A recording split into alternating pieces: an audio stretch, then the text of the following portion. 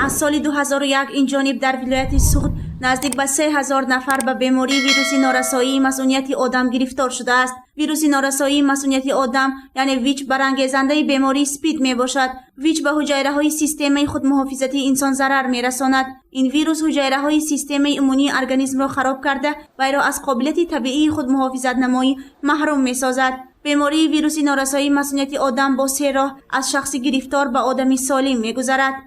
راه یکم این با واسطه علاقه جنسی، با واسطه خون سرایت یافته و با واسطه وقتی که مادر از مادری بیمار با کودک هنگام تولد کردن. برای اون که همین کودک به این بیماری گرفتار نشود، مادر رو گروش قیصری میکنن و پس از تولد شدن کودک با کودک شیری سنئی میدهند برای اون که این کودک به همین بیماری گرفتار نشود. این زمان در تمام عالم از سال 1981 اگر گیریم تا این دم زیاده از 75 میلیون نفر با ویروس نارسایی مسئولیت آدم با این بیماری به قید گرفته شده. طی این سالها تا امروز زیاده از 30 میلیون با بیماری همردیف از این ویروس فوت دیدند. این زمان در جمهوری تاجیکستان باشد زیاده از 13000 به قید گرفته شده، 3000 نفر تا این دم فوت دیدند. از در ولایت سوخت باشد از سال 2001 تا از روز به قید گیری تا سال 2020 قریب 3000 نفر به قید گرفته شده، 80 نفر آنها تا این دم با دیگر بیماری‌های همردیف فوت دیدند. اسپید این زینه آخرین ویچ می باشد. بیماری نارسایی مسئولیتی بدن اولی سالهای 80 عصر 20 معلوم گردید. طبق معلومات برنامه سازمان ملل متحد آید به مبارزه علیه اسپید هر روز در جهان 16000 نفر به ویروس نارسایی مسئولیتی بدن سرایت می‌یابند. بین مبتلایان ویروس تقریباً 50% را جوانان سن سالی از 14 تا 20 ساله تشکیل می‌دهند. در سالهای پیشتر بسیارتر نقشمندان تزریقی به این بیماری گرفتار می‌شدند، اما متاسفانه امروزها به این بیماری بسیارتر اهالی یعنی اون نفرانی که به سفر مهاجرتی مهنتی می‌روند از همین سبب هم امروز به واسطه علاقه جنسی زیاد شده ایستاده است.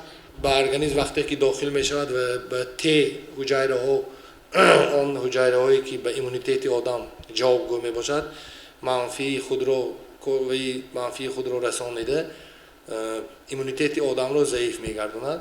برای این ما داروهای ضد ویروسی داریم که ایمونیته آدم را بلند گردانیده حیات سالم برده می‌توانند. آدمانی که به این بیماری گرفتار شده‌اند حتی سالهای سال این را حس نمی‌کنند، یعنی ویروس بدون یگان علامت می‌گذرد اما برای اطرافیان خطرناک شده می‌توانند. و بیماری مذکور توسط اشک، آب دهان، عرق بدن، استفاده یک جای اشیاءها در محیط کار و جایهای معیشی در نقلیات هنگام صحبت و دستفشاری سرایت یافتن ناممکن است.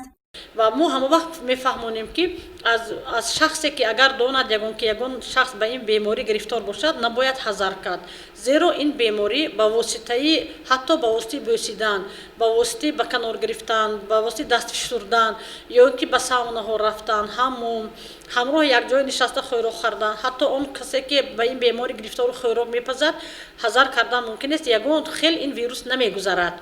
در تاجیکستان قانون درباره مقاومت با ویروس نارسایی مسئولیت آدم و بیماری نارسایی محصلی مسئولیت عمل می‌کند. در موافقت با قانون مذکور هر یک شهروند تاجیکستان حقوق مخفیانه و بی‌پول از تشخیص ویروس نارسایی مسئولیت آدم گذشتن را دارد. اینچنین دولت در دایره همین قانون به بیماران رسانیدن یاری طبی و داروواری را کفالت می‌دهد.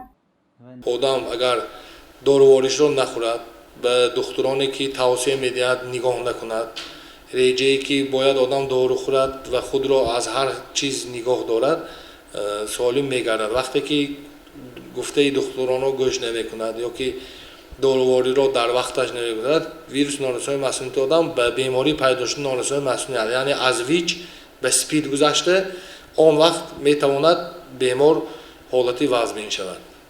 طرز حیات سالم را انتخاب کنند، شوهر به زن خود وفادار باشد و البته همسر به شوهر خود و به این بیماری گرفتار نمی شود.